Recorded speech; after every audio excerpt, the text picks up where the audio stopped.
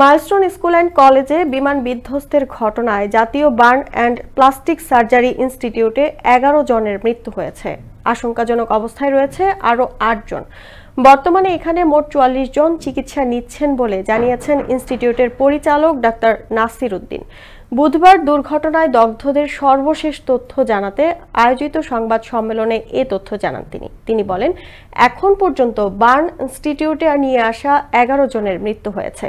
এছাড়া ক্রিটিক্যাল 8 জন, ইন্টারমিডিয়েট 23 জন সহ মোট 44 জন চিকিৎসা নিচ্ছেন। তাদের চিকিৎসার ব্যয়ভার সরকার বহন করছে। পর্যাপ্ত ওষুধ এবং রক্তের ব্যবস্থা রয়েছে।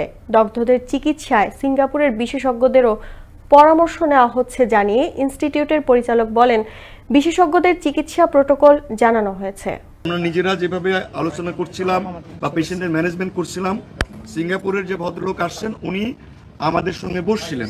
অ্যাকচুয়ালি উনি সরাসরি কোনো চিকিৎসা পদ্ধতি বা রোগীদের সঙ্গে উনি কোনো কথা বলেননি। আমরা যে রোগীগুলো নিয়ে যে আলোচনাটা আমরা করেছি, আমাদের সাথে উনিও কিছু মতামত দিয়েছেন।